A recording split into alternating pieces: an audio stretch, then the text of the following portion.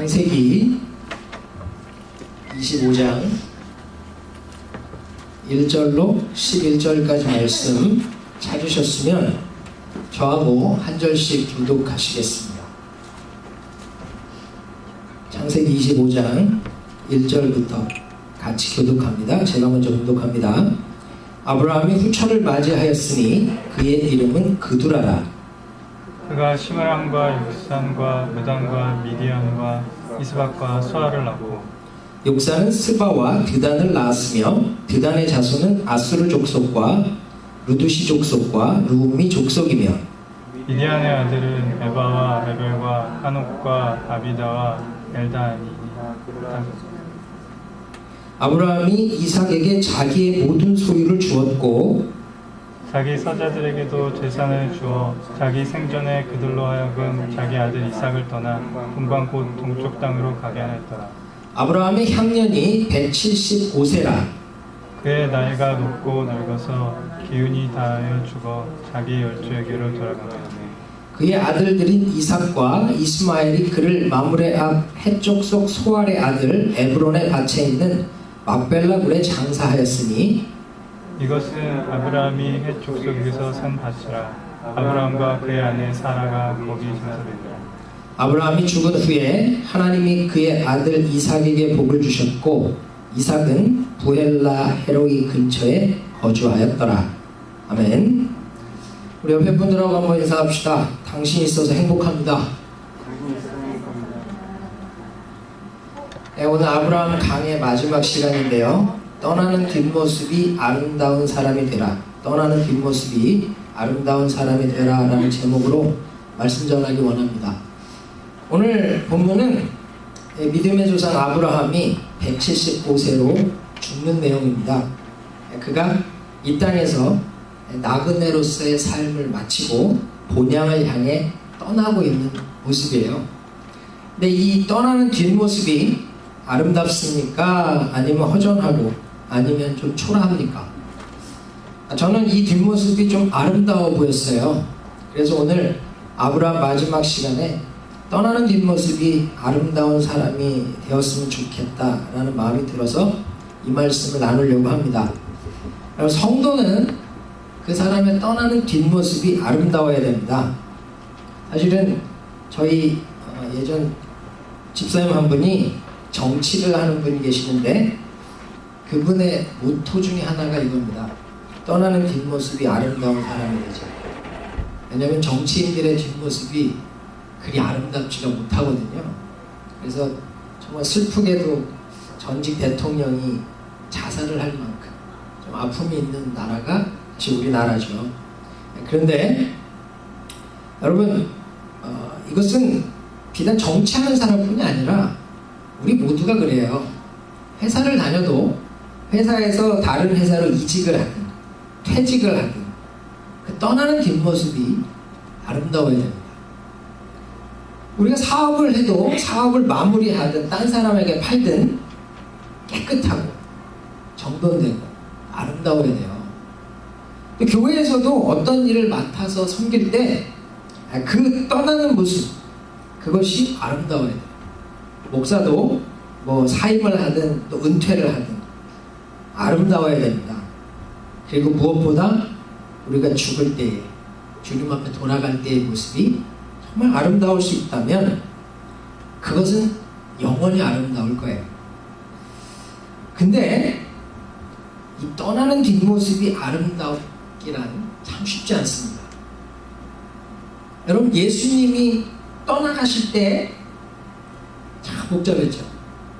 그 예수를 쫓던 무리들이 예수를 오히려 조롱하고 비난하는 그런 무리들로 바뀌잖아요. 예수님도 떠나는 뒷모습이요 참 아름답게 어려웠어요. 그런데 주님이 부활하심으로 말미암아 그의 뒷모습은 너무너무 아름답죠. 믿으십니까? 여러분 정말로 우리가 떠나는 뒷모습이요 그래야 됩니다. 이 뭐 직장을 떠나든 사실 요즘 뭐 권고사직도 많고 뭐 레이오프 되는 일들도 많잖아요. 경기가 어렵다 보니까 그 떠나는 뒷모습이 참 이렇게 어깨가 처지거나 슬프거나 안타까운 모습일 경우들도 많아요. 좋게 영전을 해서 옮겨도 보내고 싶지 않고 헤어지고 싶지 않은 참 그 모습 가운데 안타까울 수도 있어요. 안 좋게 떠난다 그래봐요. 내 이놈의 회사 내가 저 사람 가는 거 서로 안 좋을 수도 있거든요. 그런데 정말 떠날 때의 모습이 아름다울 수 있다면 그것만큼 영광스러운 것은 없다고 생각합니다. 저도요, 목회를 하고 목회하는 동안도 중요하지만 은퇴하고 어쩌면 그게 더 중요할지도 모르겠어요. 주님 앞에 가는 그 마침표 찍는 순간까지 예수님이 그 조롱과 멸시 가운데 복잡하게 십자가에 달리셨지만 딱 돌아가시고 나서 그 예수로 충분한 사람이 있었죠. 아리마대 사람 요셉. 저는 실로 하나님의 아들이었다. 여러분, 그것처럼요, 우리 인생이 그래요.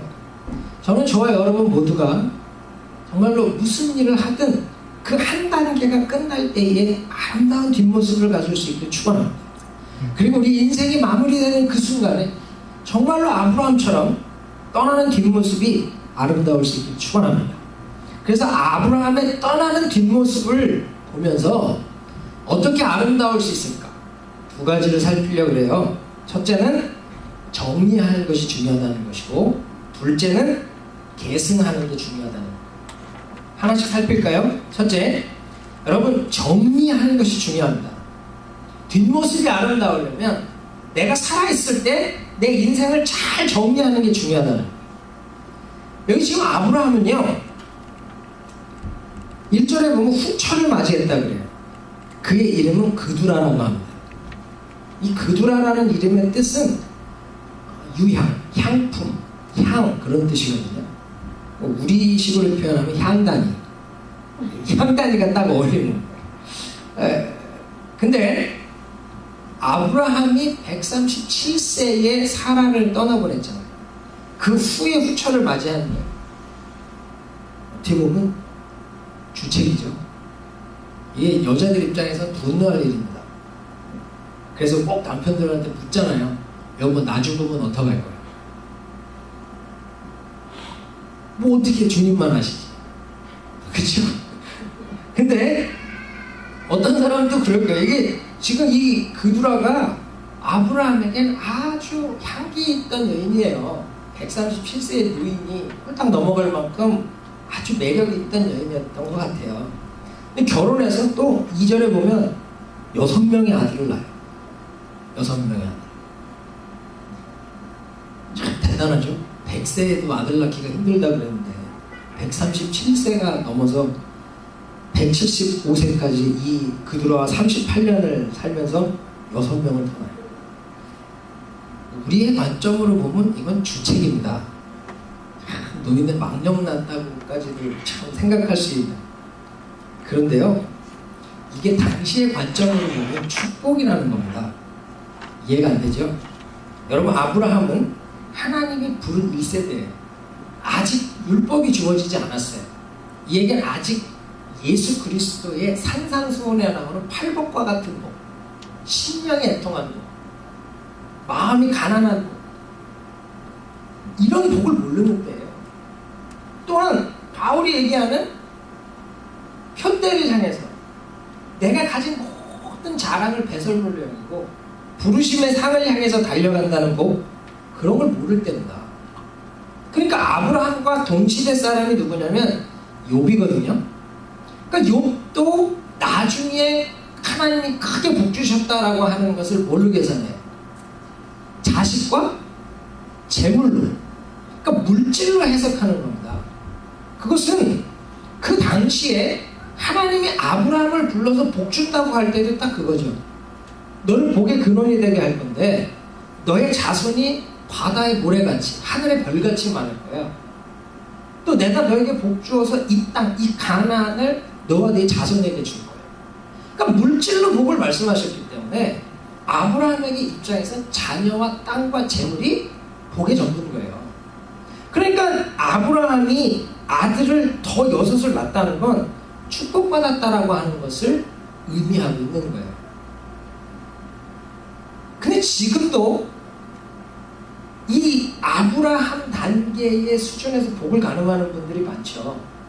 돈 잘 벌고 일 잘 풀리고 건강하고 자녀들 잘 되면 복 받은 거고, 돈 못 벌고 일 안 되고 자녀들 문제 생기고 맨날 병 걸리면 복이 없는 거예요. 맞습니까? 의인의 고난은 저주예요. 그렇지 않잖아요. 제가 보니까 믿음으로 오히려 살려는 분들 중에 더 고생하는 분 많고요.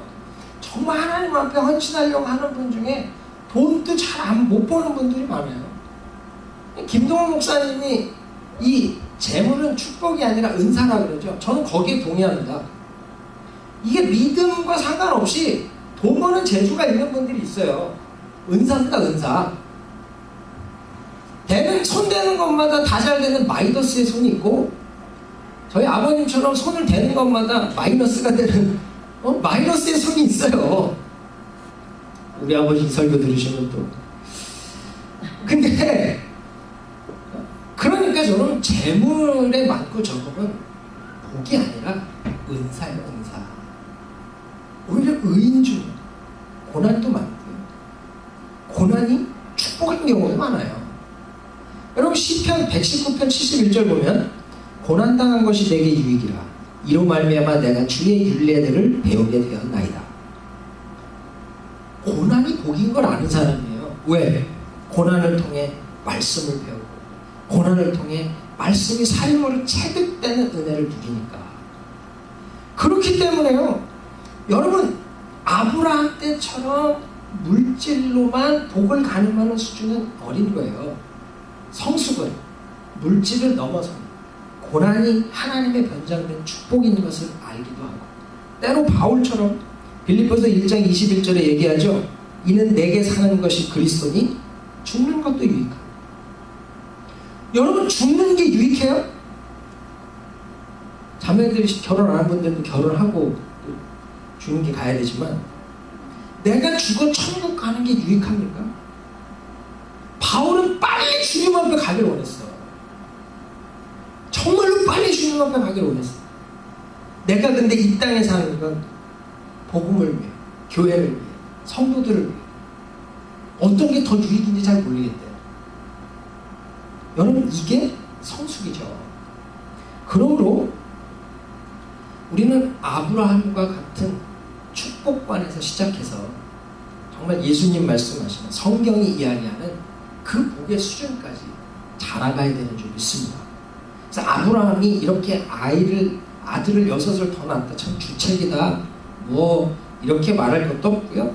우리는 그저 성숙한 자리에서 성숙한 축복을 누릴 수 있는 사람이 되면 되는, 주변에 물질로만 복 받았다라고 말하는 사람들 보면서 참 저 사람은 어떻게 저걸로만 복이라 그럴까, 그러고 무시할 필요도 없어요.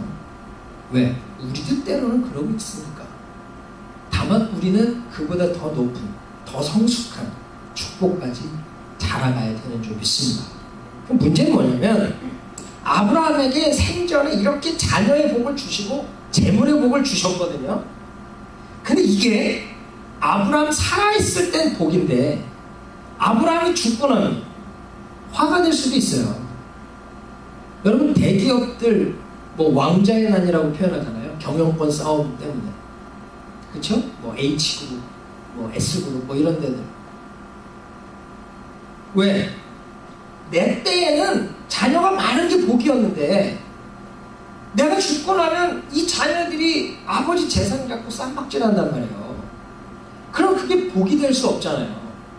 그러니까 아브라함은 자기가 살아있을 때 자녀들 간의 재산 싸움이나 장자권 싸움에 휘말려서 자기에게 부어진 축복이 화로 바뀌지 않도록 정리하고 있다는 거예요. 여기 지금 5절 보십시오. 아브라함이 이삭에게 자기의 모든 소유를 주었어. 근데 이게 모든 소유라고 하는 것과 함께 6절에 보면 자기 서자들에게도 재산을 주었대. 그럼 이 모든 소유를 주고 이 재산은 뭐야? 비자금 준 거예요? 그게 아닙니다. 우리 뒤에서 살피겠지만 자기의 모든 소유라고 하는 건 이삭에게 주어야 할 소유를 얘기해요. 하나님이 아브라함의 하나님에서 이삭의 하나님으로 넘겨주기 위한. 그러니까 여기 뒤에 보면 이 서자들에게 재산을 다 주고 어떻게 해요? 이삭을 떠나 동쪽 땅으로 가게 해요. 아주 다툼의 요지를 다 없애버리는 거예요. 지혜롭죠. 굉장히 중요한 거예요. 여러분, 내가 내 살아있을 때 누렸던 복을 자녀 때까지 물려주기를 원한다면 내가 살아있을 때 정도는 잘하셔야 돼요. 근데 한국적 문화에서는 부모님들에게 살아계실 때 유산 정리하십시오 그러면 화내요. 이게 이제 빨리 죽으라는 거냐?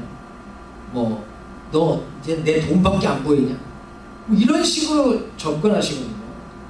또 그래, 아이 내 자식들은 안 싸워. 제가요 정말 이 재벌집만 싸우는 게 아니라 없는 집도 싸우는 거 봤어요. 정말 없으니까 뭐가 또 싸우는 줄 알아요? 조의금 들어오잖아요. 그 조의금 들어온 거 왜 형이 다 갖고 가냐? 내 손님은 없었냐? 그거 싸우더라고요. 형제들이 사이가 안 좋아서? 아니요. 사이가 안 좋아서 아닙니다. 사이가 좋아도 모든 인간은 죄인이기 때문에 우리의 죄성이 반응하기 때문이에요. 내 자식들 안 그래요? 안 그러길 바랍니다. 그런데요, 인간은 죄인이라 어떻게 반응할지 몰라요. 그래서요, 살아있을 때 정리정돈을 잘하는 게 중요해요. 내가 받은 복이 재물이라면 재물의 복을 잘 정리해서 잘 지혜롭게 분배할 수 있는, 중요합니다. 자식들에게도 주고 사회도 환원하고 또 하나님의 일을 감당하는 이 모든 일들의 정리를 깨끗이 하면요, 떠나는 뒷모습이 아름다워요. 아브라함 떠나고 자식들끼리 싸웠다는 말 없잖아요. 아브라함이 누렸던 복을 자녀들 고스란히 다 같이 누리고 있죠. 그래서 여러분, 내가 살아있을 때요, 하나하나 정리하는 훈련을 하십시오. 어쩌면요, 집 정리하는 거, 어쩌면 교회 정리하는 거, 어쩌면 회사에서 정리하는 거, 거기서부터예요. 이게요, 그 사람의 떠난 자리를 보면 그 사람 성격을 알 수 있다 그래요. 저도 집에 손님들을 초청을 해서 막 이렇게 하죠. 그러면 떠난 다음에 치울 게 별로 없는 사람도 있고, 떠난 다음에 구석구석까지 치워야 되는 경우도 있어요. 희한합니다. 그냥 손님이 왔다 갔는데도.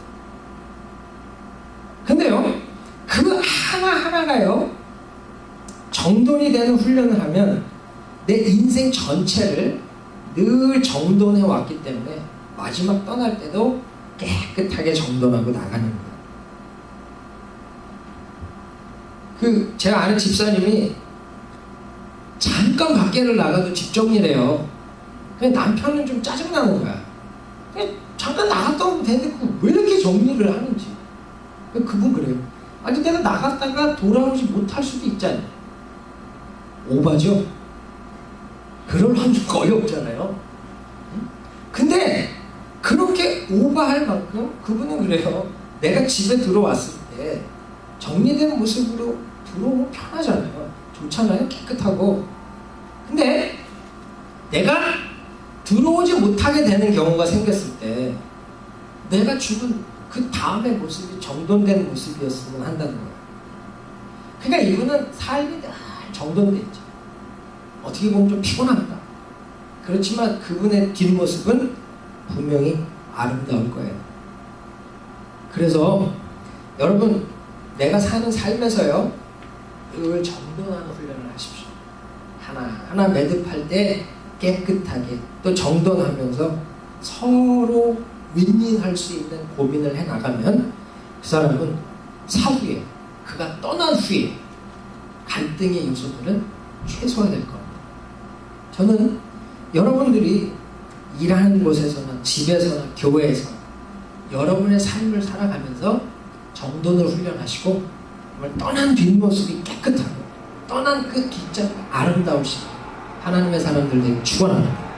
두 번째는 계승의 중요성이에요. 여러분, 무엇을 물려주느냐는 되게 중요하거든요. 근데 이 아브라함은요, 이삭에게 축복을 패스하고 죽어요. 여기 11절 보세요. 아브라함이 죽은 후에 하나님이 그의 아들 이삭에게 복을 주셨고 이삭은 부엘라 헤로이 근처에 거주하였더라. 아브라함이 죽었는데 죽고 끝난 게 아니라 아브라함의 하나님이 이삭의 하나님이 되는 복의 계승이 이루어졌다는 거예요. 하나님께서 아브라함을 이 가나안으로 인도하실 때 창세기 12장 2절에 보면 내가 너로 큰 민족을 이루고 내게 복을 주어 내 이름을 창대하게 하리니 너는 복이 될지라. 예전 성경에 복의 근원이 될지라. 분명히 복의 근원으로 부르셨거든요. 하나님의 복의 통로로 부르셨거든요. 그래서 성경 창세기를 보면 아브라함의 하나님, 이삭의 하나님, 뒤에 야곱의 하나님으로 이어져 간단 말이에요. 그 복이 패스되고 있다는 거예요. 지금 아브라함이 5절에 이삭에게 자기 모든 소유를 주었다고 하는 건 가나안을 준 걸 얘기하는 거예요. 약속을 준 걸 얘기하는 거예요. 아브라함에게 있어서의 모든 소유는 하나님으로 말미암는 약속입니다. 하나님으로 말미암는 이 약속의 땅 가나안인 거예요. 그래서 아브라함은 자기가 죽은 후에 그 이삭에게 하나님이 복 주시는 그 은혜를 물려주고 가는 거라는 거죠. 저와 여러분 마찬가지입니다. 하나님이 아브라함을 복의 통로로 삼으셨다면 저와 여러분도 복의 통로로 삼을 줄 믿습니다. 하나님 우리를 통해서요, 우리를 복 주시고 우리 한 사람 한 사람만 잘 먹고 잘 살라고, 그 영적인 은혜와 복을 누리고 살라고 우리를 부르신 게 아니에요. 우리를 부르신 하나님은 그 하나님의 은혜, 은사, 능력, 축복이 우리를 통해 다른 사람에게 흘러나가길 원한다는, 믿으십니까? 그래서 여러분, 우린 만나면 나 때문에 당신이 복을 받아야 돼요. 나 때문에 여러분이 복을 누려야 돼요. 믿습니까? 그것이요, 아브라함을 부르신 하나님의 뜻이고 저와 여러분을 부르신 하나님의 뜻인 줄 믿습니다.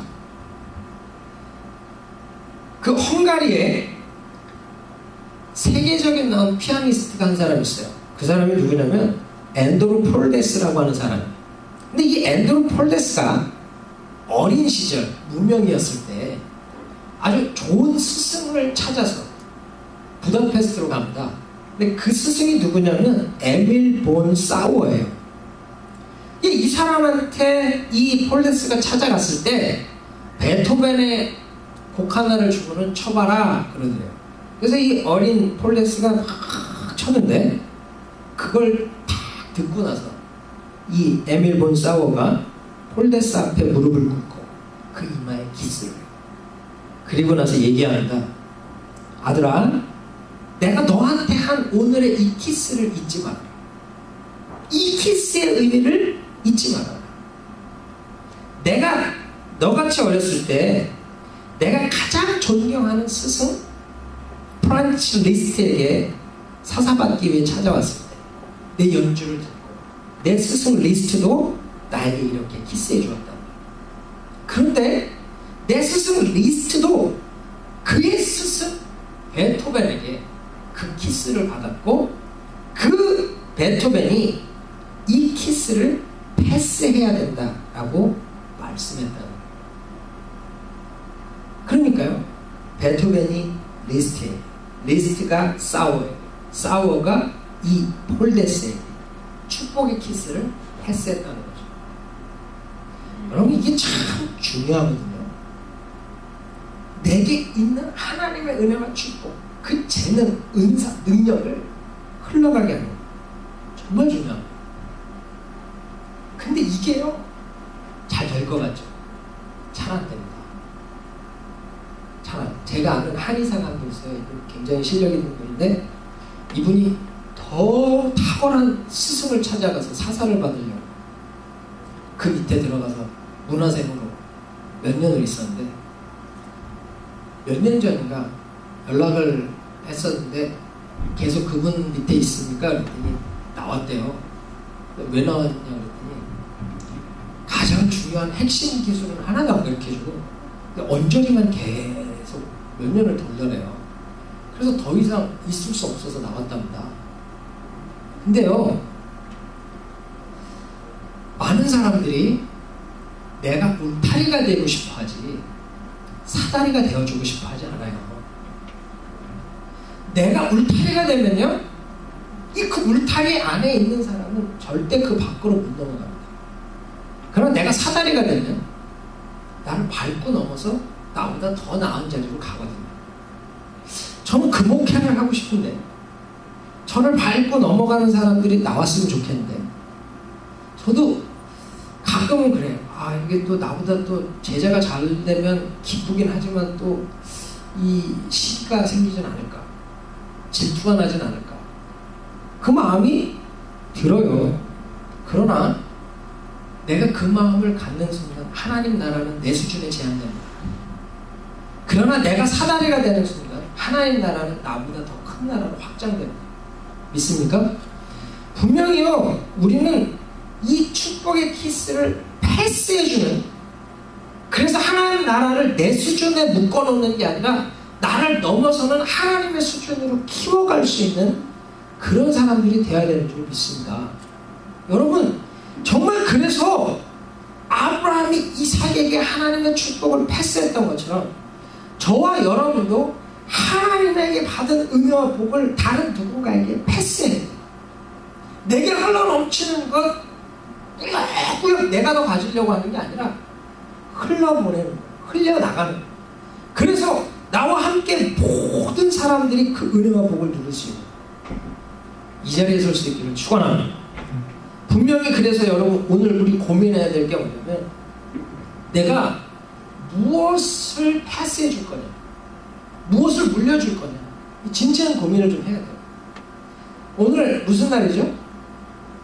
Father's Day, 그렇죠? Father's Day인데 아버지 날에 이 아브라함을 고민할 수 있는 것도 참 은혜인 것 같아요. 내가 부모로서 뭐 아이들에게 무엇을 물려주느냐 중요하죠. 또 믿음의 아버지로서 내가 전도한 사람에게 내가 믿음의 아버지, 믿음의 어머니잖아요. 내가 믿음의 부모로서 내가 전도한 그 사람들에게 무엇을 물려줄 거냐, 육신적인 부모로서, 영적인 부모로서 무엇을 물려줄 거냐를 고민하는 건 대단히 중요합니다. 교회도 마찬가지예요. 믿음의 선배들이 우리 믿음의 후배들에게 어떠한 것을 물려줄 수 있는 교회가 될 거냐, 믿음의 선배가 될 거냐, 중요하다는 거예요. 여러분, 우리 부모님 세대는 자녀들에게 가난을 물려주고 싶어 하지 않았어요. 저희 아버지도 마찬가지고 저희 어머니도. 그래서 저만 해도 그렇게 별로 큰 고생 없이도 자랐습니다. 우리 부모님 세대는 뭐 먹고 사는 자체가 고민이었지만 우리 세대는 그래도 그 정도까지는 아니었잖아요. 물론 지금 저희 아이들 세대는 더 하겠지만, 근데 자녀들이 마음은 가난해, 믿음은 가난해. 무슨 얘기냐면요, 저부터 제가 저희 아버님하고 제가 무언가를 해본 기억이 별로 없어요. 항상 이 유교 집안은 아버지는 마음으로 사랑하는 거라고 했잖아요. 그 별로 기억이 없어요. 제가 엄마하고는 뭐 했나 기억을 해봐도 엄마하고도 별로 기억이 없어요. 그러니까 고생하지 않고 생활할 수 있었던 건 감사하지만 또 함께 하지 못하고 내가 그 사랑을 받지 못했다라고 하는 것 때문에 아쉽고 불평이 있어요. 그러다 보니까 나는 내 자녀들에게 그러지 말아야지 라고 생각을 하는데, 재밌는 건 뭐냐면 내가 아버지를 해본 게 없으니까 내 자녀들에게 내가 뭘 어떻게 해야 될지 모르겠더라고요. 제가 진짜 그랬어요. 뭘 해줘야 될지. 특별히 저희 안씨는 남자들이 무지하게 많거든요. 다 아들, 형제, 삼형제, 저희 아버지 형제들 중에 딸은 제 여동생 하나입니다. 20명 중에 하나. 그러니까 제가 첫째 딸을 낳는데 얘랑 뭘 해야 될지 모르겠는 거예요. 제 아내가 놀아주려는데 저는 얼음이 되는 거죠. 아들을 낳아서 좀 달랠까? 그렇지 않아요. 제가 워낙 또 그때 바쁘고 사역이 많았기 때문에 제 아들하고 시간을 보내는 일이 거의 없어요. 제가 뭐 어떻게 지내는지 우리 전영주 형도 잘 알지만, 그러다 보니까 제 아들이 혜영이가 3살 때 제가 말씀드린 적 있지만 한 시간이 나서 좀 놀아주려고 저녁 먹고 아들아 아빠랑 놀자 그랬더니 저를 보더니 그래요. 아빠 교회 가셔야죠. 그래서 아니야 아빠 오늘 교회 안 가도 돼 그랬더니 신방 가세요 그러더라고요. 아니 오늘 신방도 없어 나 오늘 너랑 놀아줄 거야 그랬더니 그러면 나가주세요. 방에서 나가달래요. 아빠랑 논 적이 없으니까 아빠랑 놀는 게 부담스러운 거예요. 아이 되게 서운하더라고요. 뭐 이런 녀석이 다 있나 이런 배은망덕한 놈 같으니라고.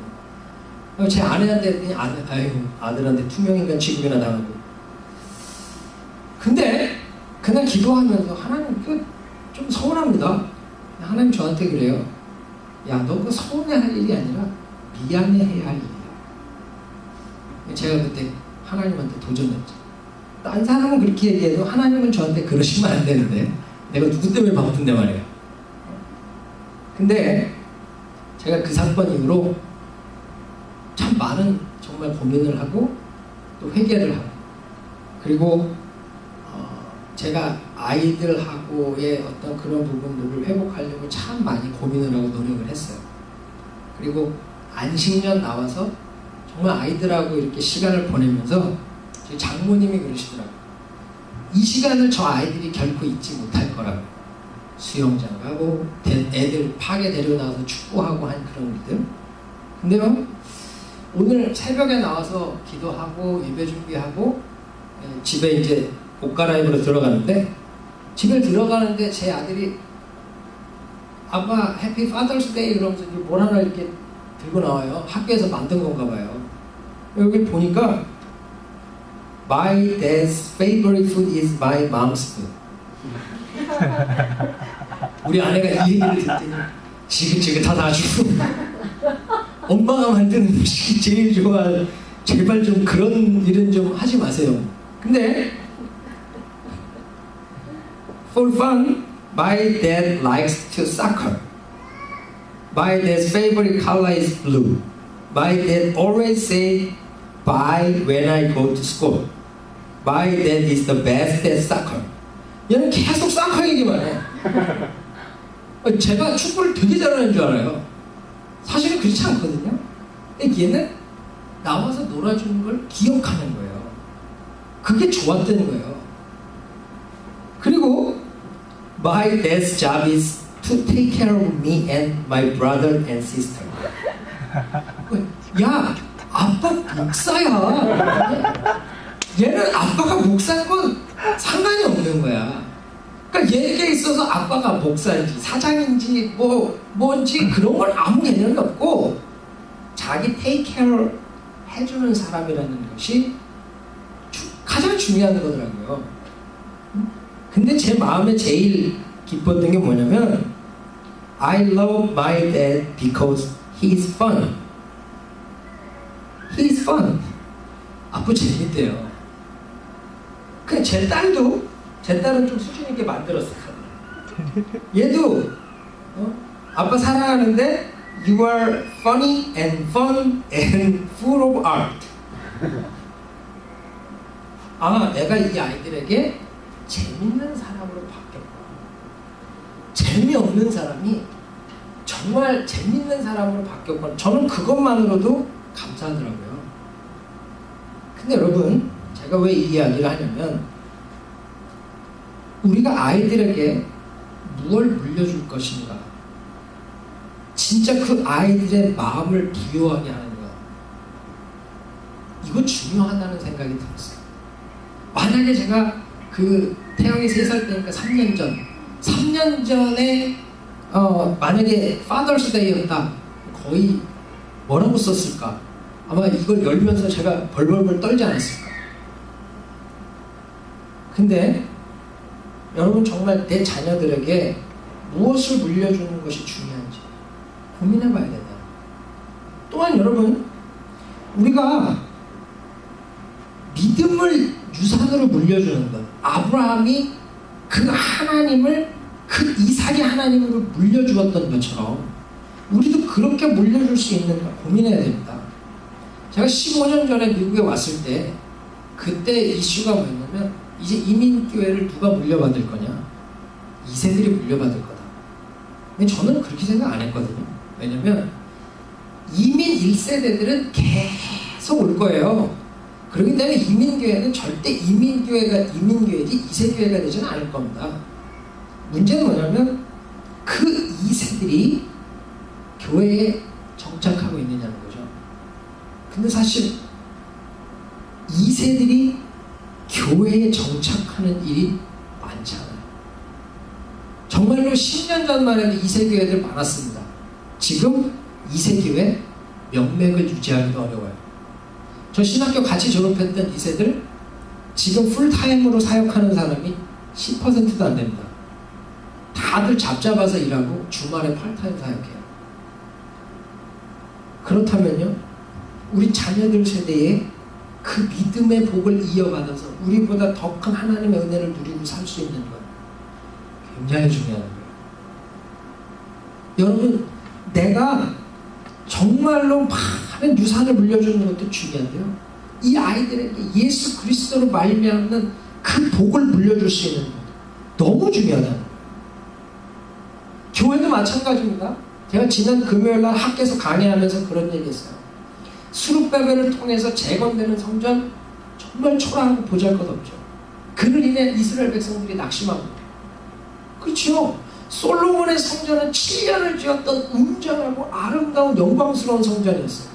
그러나 바벨론 포로로 잡혀갔다가 70년 만에 돌아와서 완전히 폐허가 되고, 그 화려했던 성전 기물들은 다 약탈당해 아무것도 없는데 새로 재건하는 성전이라는 것이 얼마나 웃기겠어요. 그런데 하나님 뭐라고 해요? 이 성전의 나중 영광, 그 이전 솔로몬의 성전의 영광보다 클 거라. 믿습니까? 지금 믿음의 선배님들이 볼 때에 지금의 교회가 건물도 20, 30년 전보다 좋고요, 지금 교회가 프로그램도 20, 30년보다 좋고요, 지금 선교나 사역들이 2, 3년 전보다 훨씬 많고 커요. 그런데 실질적으로 성도 수는 줄고 있습니다. 기독교 인구는 급감하고 있어요. 스트러글하고 힘쓰고 애써도 예전 2, 3년 전에, 2, 30년 전에는 개척한 교회들이 막 전도가 되고 부흥을 했는데, 지금은 개척을 하면 수평 이동이나 되면 몰라도 전도가 돼서 교회가 성장하는 일은 드물어지더라는 거죠. 그걸 보면 안타까워하는데 하나님 저한테 그런 마음의 감동을 주세요. 지금 이 성전의 나중 영광은 그 2, 30년 전에 개척했던 교회들의 영광보다 클 것이다. 믿습니까? 믿습니까? 분명히 하나님께서 그 약속을 주신다면 저와 여러분이 고민해야 되는 게 뭔지 알아요? 우리가 어떻게 살고 어떻게 복을 누려서 어떤 복을 물려줄 거냐, 그 고민을 할 수 있다면 저와 여러분 영광스러운 교회로 세워질 거라고 저는 확신합니다. 그러므로 여러분, 우리는 부모로서, 믿음의 부모로서, 또 교회의 믿음의 선배로서 우리 다음 세대 믿음의 아들들에게, 우리 교회 다음 세대들에게 무엇을 물려줄 것인가? 물질적 풍요를 물려줄 것인가? 아니면 거기에 플러스 아브라함과 같이 믿음의 유산을 패스하고 아브라함의 하나님, 이삭의 하나님 되듯이 나의 하나님, 내 아들의 하나님, 나의 하나님, 우리 믿음의 후배들의 하나님, 그렇게 물려주고 가는, 여러분, 그런 영광이 저와 여러분을 통해서 이루어질 수 있기를 축원합니다. 말씀 맺겠습니다. 떠나는 뒷모습이 아름다운 성도들 되길 축원합니다. 분명히 우리가 떠나는 그 뒷모습이 모든 사람에게 귀감이 되고 정말로 기쁘고 즐거울 수 있길 축원합니다. 그러려면 그냥 되는 거 아니에요. 내 삶의 매 순간 하나하나의 일을 풀어가고 진행하면서 정리하고 매듭짓는 훈련하십시오. 잠깐 앉았다 떠나는 자리에도 휴지가 하나 있는지 정돈하고 가보세요. 그 훈련이 쌓이면 여러분의 인생도 깨끗하게 정돈되는 모습 떠날 것이고, 그래서 뒷모습이 아름답게 될 줄 믿습니다. 또한 여러분, 내가 축복을 패스하고 죽었어요. 무엇을 물려줄 것인가 고민하십시오. 그래서 아브라함처럼 살아서 잘 정리정돈하고 죽어서 영원한 복을 물려줄 수 있는 하나님의 사람들 되기 축원합니다. 기도하겠습니다. 우리 같이 하나님 앞에 한번 통성으로 기도할 때에 하나님, 우리의 떠나는 뒷모습이 아름다울 수 있기를 소원합니다. 하나님, 정말로 살아있을 때 하나